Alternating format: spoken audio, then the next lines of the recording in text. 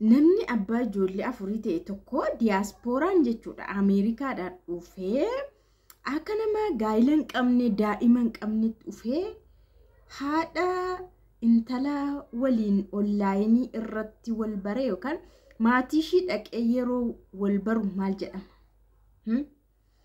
Warreen diyaaspoora janajjantanii fidha kuni gaa seenaa ajaa'ibaa tokko sinii qodaa akkam jirtu nagaa keessanii ani nagaa kiyya galata waaqaa ta'u yeroo tokko tokko nyaadhaan nama ni nyaachisa jechuudha. Nyaadhaatti nama nyaachisa tokkommoo nan quufaatti qammasas nama dhabsiisa jedhama.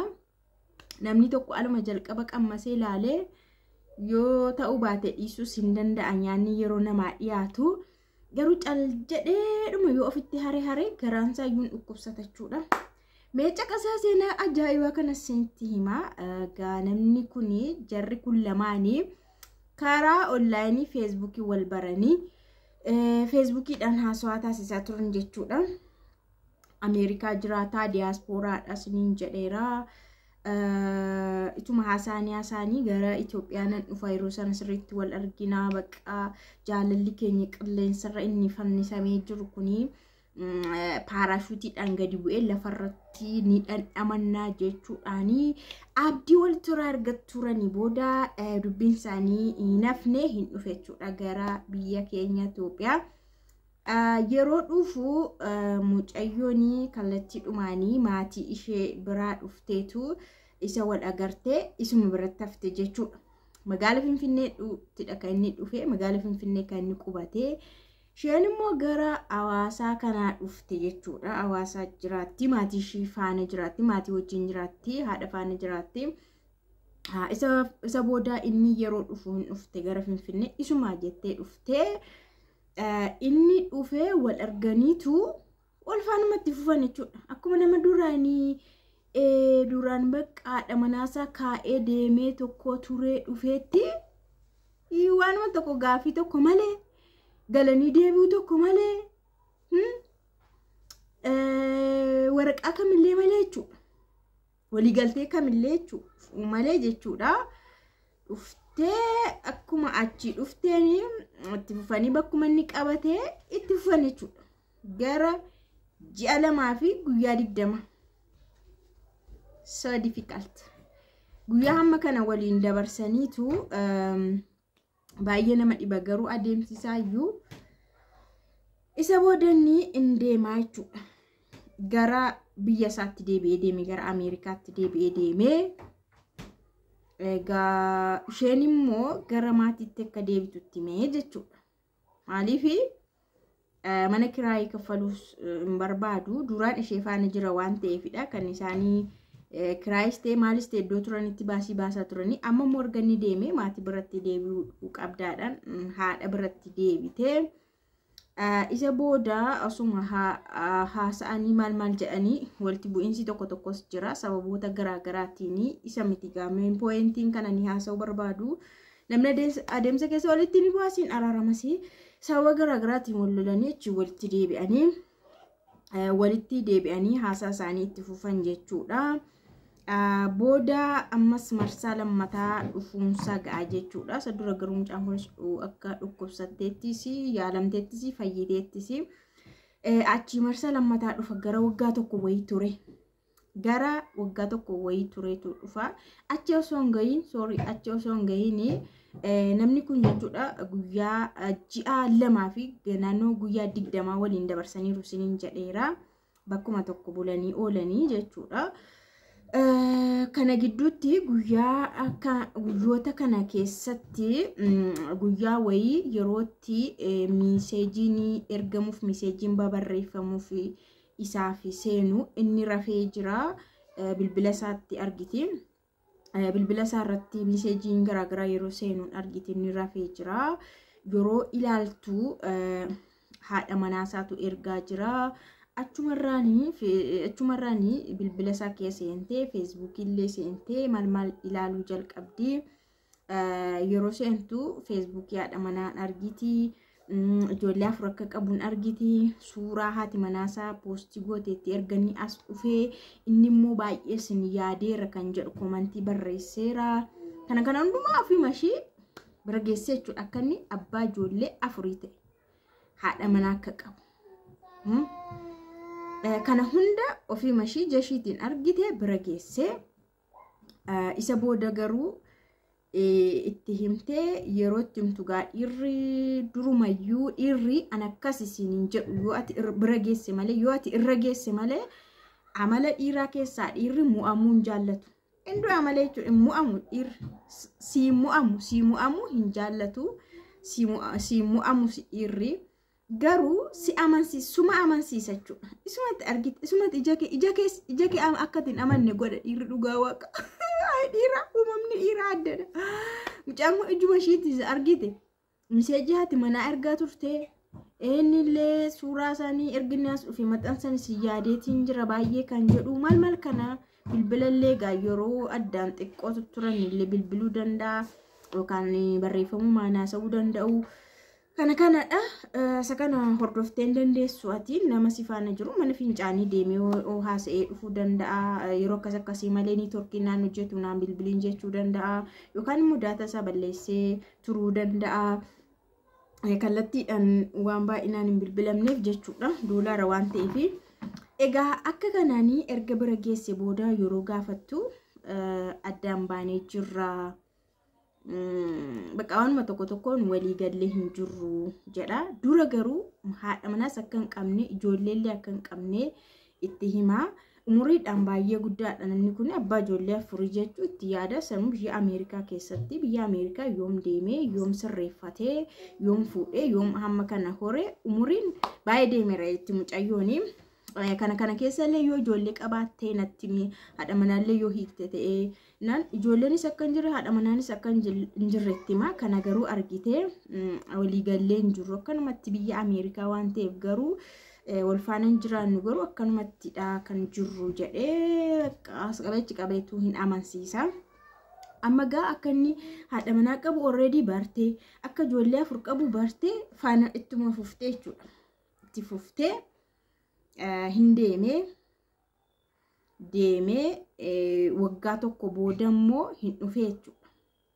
Waggaa tokko booda deebi'ee yeroo dhufutti gaa waliigalteen isaanii duras waan dumaa sirreessanii gaa'ela godhannee jireenya keenya isa gara fuulduraa sirreessee yaadni isaanii gaa erga sirrate akka deemtudha kan isheen. Kanaaf natti fakkaata iyyuu kan isheen haa ta'u jetteetti galtee natti fakkaata. Yoon biyya Ameerikaallee deeme sababa kanaan kan jedhu natti fakkaata. Alana yeroo dhufu kanatti maatii ishii bira dhaqee bara. Duras ji'a hamma kana dhuftee Finfinnee keessa wajjin teesseetti waan ta'eef yeroo alana deemu immoo maatii ishii dhaqee baree dubbisa. Garuu isheen kan jettu sirna gaa'ilaa godhii qubeelaanaa godhii waan hundumaa naa xumuriiti jireenya isa gara fuuldura naa sirreessi yeroo jettuuni suuta jedhi qoy obsi maal jedhanii waggaa tokko booda faa jedhanii akkas jedhaan ture. Osoma akkana jedhu sa'alanaa kanatti gaa ulfataate. Sa'alana dhufe kanatti ulfataate amma immoo xiqqoo tureera. Namni kun ergi dhufe ji'a 2 darbe ji'a 3 wayii ta'eera ulfataate. Isa booda ulfa yeroo taatu sirriitti akka isheen ulfataate baree ofii masaa baree jechuudha. Isa booda amala dhabuu jalqaba. Amala biraa fiduu jalqaba jetti. Bakka aaruu jalqaba akkasumatti aaruu jalqaba amala dhabuu jalqaba. Namni tokko lafaa kee namni fayyaan tokko yoo akkasitti ta'u maal jetta maal barbaadeetu jetta. Isheen amma beekti haadha manaa akka qabu beekti ijoollee akka qabu beekti hundumaa beekti garuu faana fuuftee ammas lamatannaa dhufu garaatti hafee mana yaalaayyuu dhaqanii ilaalanii booda akka ta'e ta'uu jalqaba namni kun akka ta'e ta'uu jalqaba. Isa booda akkas jettiini ani mucaa kana nan balleessa of keessaa ittiin. Isa booda jetteetu gaa walloluu jechuudha sababni amala jijjiirrate waan tokko kana jedhutti. Akkanaan itoo jedhanii isheen hin deeme jechuudha. Hin deeme deebi'ee jechuudha. Wallolanii deemee isheenis waan gootu gootee gara maatii ishiitti deebitee barumsa illee barattee turte waan tokko illee hojjetti turte kun hunduu jalaa feel godhe jalaa kufee. Isa booda maal gochuun qaba jettee kaatee biyya kana keessaa deemte Itoophiyaa keessa gara Suudaanii kibbaa deemte. gara Sudaan kibbaa deemti. Sudaan keessa teessee waan tokko hojjetachaa achumaanis carraa biyyoota Awurooppaa kana argachuu ni danda'ama mitiiree. Achi deemtee iddoo sanatti illee utuu hin milkoofnee fi achis deemtee nama kana barbaaddee itti deebitee faana haasofte jechuudha. Haadha manaasaa argattee haadha manaasaatti isiin himti. Suuraa viidiyoo tokko haadha manaasaatti hin ergiti. Haati manaasaa garuu maa tokko hin jettu. Maan jettu dhageessee macallisti. Hin dhiiste jechuudha. Callisti jechuudha. Isheen garuu haadha manaattis erga himtee maal jettee erga biyya Sudaan kibbaa gara Sudaan deemte jechuudha. Facebook irratti maxxansuu eegalti. Facebook irratti suuraa maxxansitee maal yeroo jettu namoonni yeroo sana hiriyaan tokko jira. Namoota garaagaraatti immoo taagga gooteetti namoota isa bebbeekan irratti hiitee achi namoonni kaasii jedhu inni immoo dhufeetu sashanii poostii goota sheer godheetu kun kan jireenya koo dura ta'edha. Kun laayifii koo dura darbedha. Jireenya san dura dabarsedha. Garuu jireenya koo ammaa kana diiguuf jecha maallaqa narraa nyaachuuf jettee maallaqa waan dhabdee fi maqaa na balleessaa jirti jedheetu isarratti barreessa jechuudha. Argitanii?